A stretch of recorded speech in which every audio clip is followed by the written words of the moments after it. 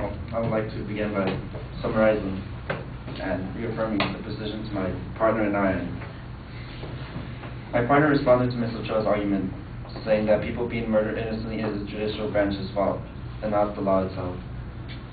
He also talked about the cost of imprisonment of life, which are higher since some of the ones in prison can last up to 60, 70 years. He then responded to Mr. Hernandez by explaining that capital punishment is not simply revenge like he believes it is. He explains very well that the death penalty is punishment given to an individual who is at fault by the judicial branch of the government. He also said how stands his validity intrinsically for his good actions and not for the credibility of the system's effectiveness.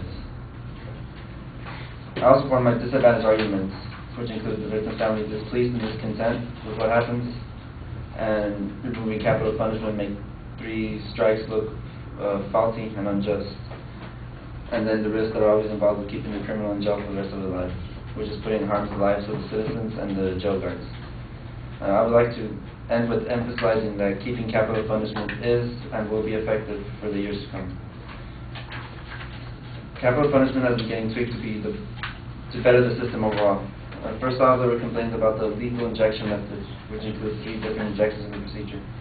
Well, now 2 states, Ohio and Washington so far, have introduced a fail-proof one-shot injection that is less painful. Ohio introduced it in November 2009 and Washington just last week. Then there are improvements to the whole system, since many argued against the death penalty being unjust to those handicapped and minors.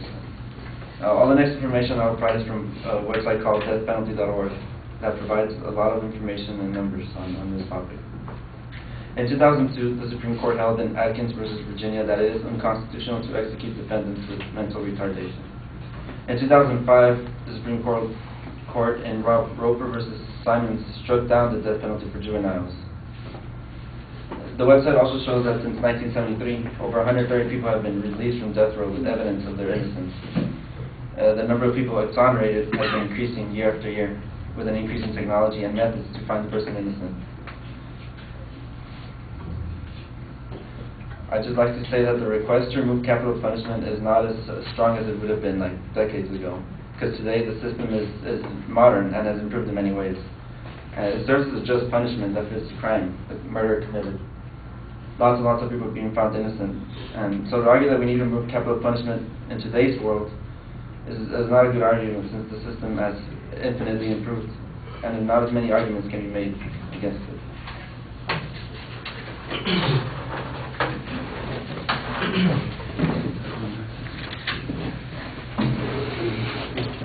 Alright, so apparently I'm the guy that contradicts